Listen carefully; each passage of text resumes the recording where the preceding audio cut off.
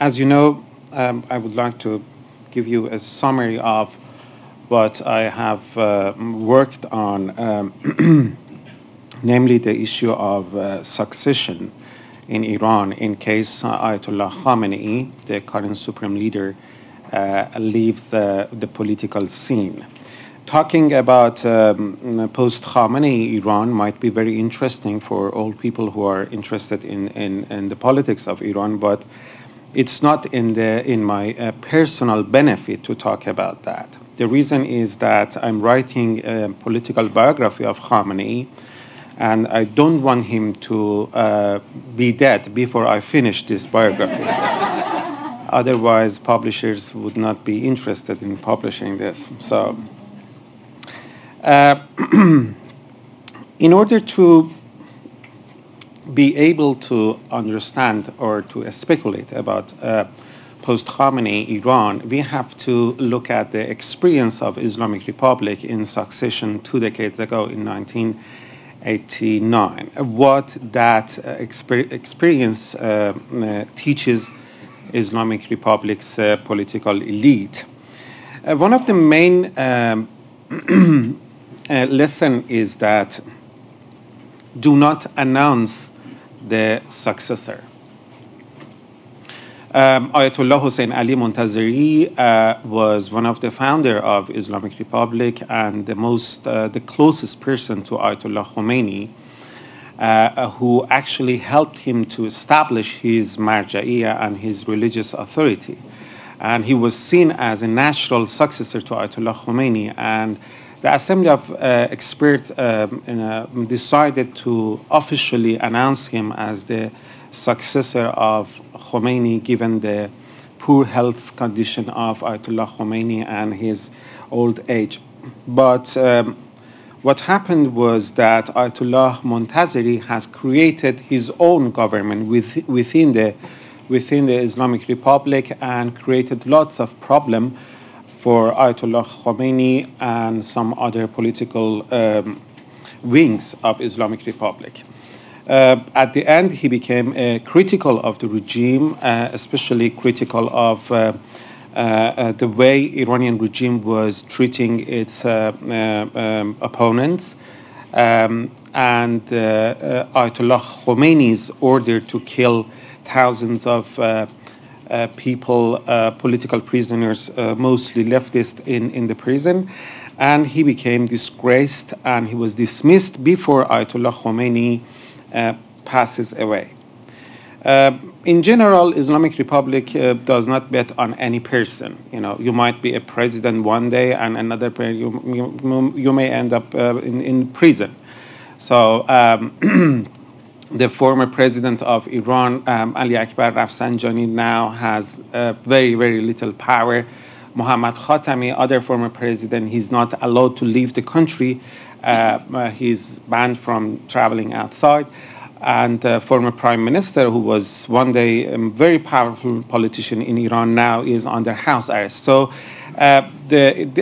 because of this background, the government and decision makers are very reluctant to announce anyone as even a potential successor. The other lesson from that experience is that they might need to change the constitution in order to find the appropriate person to succeed the supreme leader.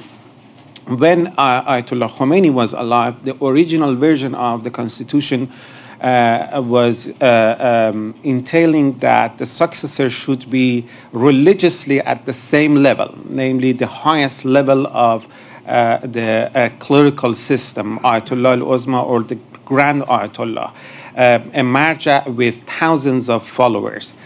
So it was very difficult after dismissal of Montazeri, who was a marja. It was very difficult to find an appropriate person among the existing marja at that time, because marjas at that time, like Ayatollah Abul Qasim Khoi in Najaf, Ayatollah Golpaygani, Ayatollah Najaf Marashi, they did not agree with most of what Ayatollah Khomeini believed, namely in his interpretation of the theory of Wilayat al-Faqih.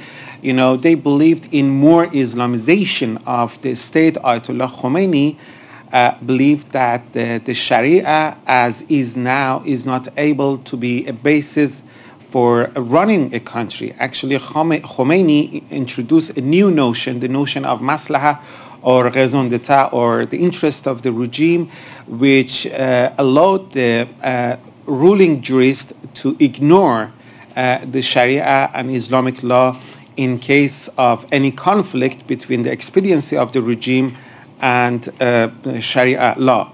So while Ayatollah Khomeini was trying to somehow de-Islamize the government in order to make it more functional, other marja believed that the government should be more Islamized. So because of this important difference in political theory, none of marja at that time could be the successor of Ayatollah Khomeini. So they had to choose an ordinary person, a middle-ranking Ayatollah or middle-ranking cleric instead of high-ranking. For this purpose, they needed to amend the constitution to change it in order to justify and legitimize this decision.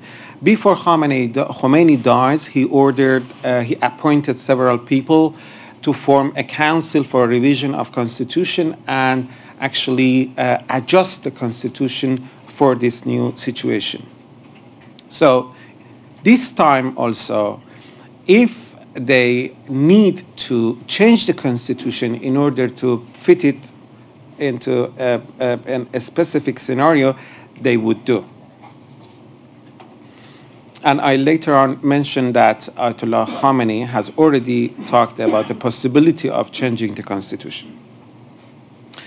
The other lesson is that the formal succession process led out by constitution may not hold. It means that in 1989, before the new version of constitution be voted and approved by the member of assembly, and before it get validated by people's referendum, Khomeini died. So the original version of constitution was still valid. Based on that origin, they shouldn't have chosen Khamenei because he was not a grand Ayatollah. They had to find a grand Ayatollah. But because they wanted to choose Khamenei without being even an Ayatollah, so they just, broke the law. So Khamenei's appointment was technically illegal based on the constitution of Khamenei. After 3 months that Khamenei came to office, the new version of constitution was approved in the assembly, and then it was validated by people's referendum. Okay, what are the main differences between today and 2 decades ago? If the Assembly of Experts or Islamic Republic's elite want to appoint the supreme leader, new supreme leader. One of the main difference between, if you take, you can go to the Google and find 2 pictures, one of Khomeini, the first supreme leader, and his entourage, and another one, Ayatollah Khamenei, and people around him. In the first picture, you see Ayatollah Khomeini sitting in the middle, and people around him are either civilians or clerics. But if you look at the picture of Ayatollah Khamenei, any picture, you mostly see predominantly military people and people with intelligence background. Even clerics who are around Khamenei, they are coming from intelligence community rather than the clerical establishment. The head of his office, Mohammad Mohammadi Golpaygani, he was the deputy of intelligence ministry. Ali Asghar Mir Hejazi, another important person in his office, he was another deputy of intelligence ministry. And what is interesting is that people around Khomeini, none of them are in power now. Mousavi Ardebili, the chief of judiciary, now is an isolated marja in Qom. Mir Hossein Mousavi, prime minister, now under house arrest. Rafsanjani is probably would lose his last political position in next few days as the head of Expediency Council. And all people are gone. On the other hand, the people who are around Khamenei now, in the first decade, they did not hold any important political position, and actually politically they've not been seen as important people. So what happened is that Khamenei has marginalized the first generation of Islamic Republic and created his own circle, which is much narrower than the circle of Khomeini. So in 1989, it was much easier for a political elite of Islamic Republic to sit down and reach to some sort of consensus about the successor of Khomeini than now that the most of political elite of Islamic Republic have been pushed back from from circle of decision making, and it's extremely difficult for even the head of judiciary and the head of parliament, a speaker of the parliament and president to sit down and make an agreement about such an important issue. Another difference between now and then is that clergy 22 years ago was very powerful. Now the clerical establishment has mostly lost its influence over the government. Clergy became much richer. The Shiite clergy now is the richest clergy in the history of Shiism, but politically they are very weak. Even those people who are not financially dependent on the government, like Ayatollah Sistani in Najaf, they are not able to publicly criticize the government or hold any independent opinion on any major issue. So it's highly unlikely that Ayatollahs like Sistani or other Ayatollahs would have any say on this issue, while 22 years ago, those who have made the decision about the supreme leader, they really cared about what clergy think about this. So it's a big difference now. Another difference is that the power of president is under challenge. The process of revising the constitution 22 years ago was taking place in order to solve the crisis of succession and also to consolidate the executive power in the hands of presidents rather than prime minister. So when they were making decision 22 years ago, they knew that beside this supreme leader, there will be a very powerful president, namely Rafsanjani. So some sort of distribution of power was taking place at that time. Nobody thought that the whole power would be in the hands of supreme leader. Now, after 22 years, we know that the supreme leader has enough mechanisms to weaken any president, whether open-minded, pro-Western, business, pragmatist person like Rafsanjani, or a pro-democracy Muhammad Khatami, or an apocalyptic radical Islamist like Mahmoud Ahmadinejad. Doesn't matter. For Khamenei, a strong president is threatening to his power and institution, and he should be weakened. That's why recently Ayatollah Khamenei said that we might need to change the constitution and change the presidential system to parliamentarian system in which president would not be elected by people's vote, but rather by a vote from parliament. It means that he wants to weaken the democratic legitimacy and authority of the president, to have more control over him. So now transition to a new supreme leader, or finding a supreme leader, means that a change in the whole center of gravity of the system, because we know that beside the supreme leader, nobody matters in this structure. And another important difference between today and then is the power of Revolutionary Guard. 22 years ago, Revolutionary Guard was purely a military organization.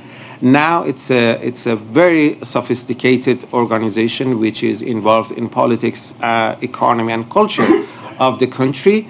And actually, this is the body on which Ayatollah Khamenei built his power. And if you want to do anything, if you want to go to Majlis, if you want to run for election, if you want to do a big business in the country, if you want anything, you have to have some sort of arrangement with Revolutionary Guard.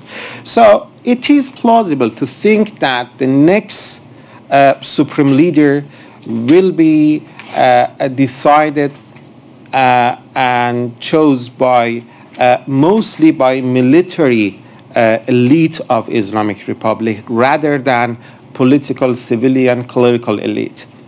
In other words, no matter who will be the next supreme leader of Iran, the Islamic Republic is going toward more militarized political structure, because military would have stronger influence over the leadership.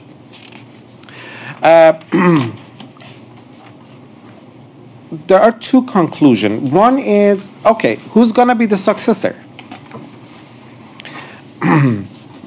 There are the names of several people: Mujtaba Khamenei, Hashemi Shahrudi, former chief of judiciary, Mujtaba Khamenei, son of Ayatollah Khamenei, Muhammad Yazdi, the head of militant teachers of Qom Seminary, Muhammad Reza Mahdavi Kani, the head of Assembly of Experts, and Muhammad Taqi Misbah Yazdi, this radical, famous Ayatollah who supported first Ahmadinejad and now he converted to,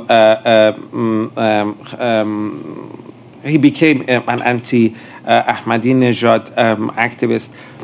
These are the names that people are talking about them. The reality is that different power centers might have different lists of potential candidate for leadership. Assembly of Experts has its own list, Revolutionary Guard has his own, and Ayatollah Khamenei himself might have his own. But doesn't matter who's going to be the supreme leader. What matters is that Revolutionary Guard most probably does not like to appoint a powerful, strong supreme leader to lead Revolutionary Guard and armed forces. Don't forget that the supreme leader will be the commander-in-chief of armed forces. They would not accept a powerful person to be on the top of this organization. They made a mistake, the political elite of Islamic Republic 22 years ago by appointing a very young cleric as the supreme leader. When he became the supreme leader, he was 50. Now he's 72. So he had enough time to establish his power, create his own network, marginalize his enemies, and actually shape Islamic Republic as he wishes.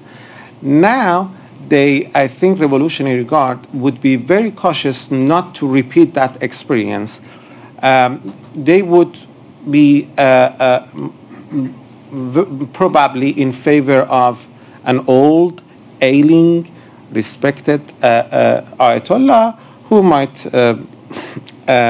die very soon. Somebody like Muhammad Reza Mahdavi Kani, who when he became the head of Assembly of Experts a year ago, he entered the assembly session on wheelchair. That's the favorite supreme leader for Revolutionary Guard, because it would let them actually to exert their authority without any problem. So the main question, the main challenge is not who's the who's the next supreme leader.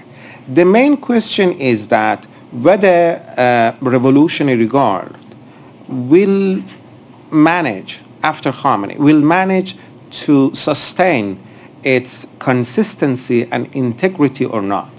We know that Revolutionary Guard is highly factionalized. Many factions have different conflict of interest, economic interest, political interest, or even different degree of loyalty to the notion of Velayat al-Faqih and the institution of the supreme leader. So are they able, in the wake of Khamenei's death, are they able to remain united and actually come to a consensus about the leadership of the country or not? We don't know much. Actually, we know very little about what's happening inside these factions. What we know is that Ayatollah Khamenei so far was powerful enough to manage these factions and maintain their power equation between them, and prevent this organization from falling apart. We know that many other revolutionary organizations that have been created in the wake of revolution in 1979, they don't exist anymore. But Revolutionary Guard got bigger and bigger and bigger, and now is the most important political, economic, cultural institution in Islamic Republic. So the policy implication for this scenario would be that United States and West should know that they will see a new face or a new generation of leadership in Islamic Republic, which is totally different than the previous one. There is a transformation. There is a transformation in the nature of Islamic Republic, from a clerical government to a highly militarized government. And if we want to deal with Iran, we should be prepared to deal with military men rather than ideological clerical leaders. Thank you.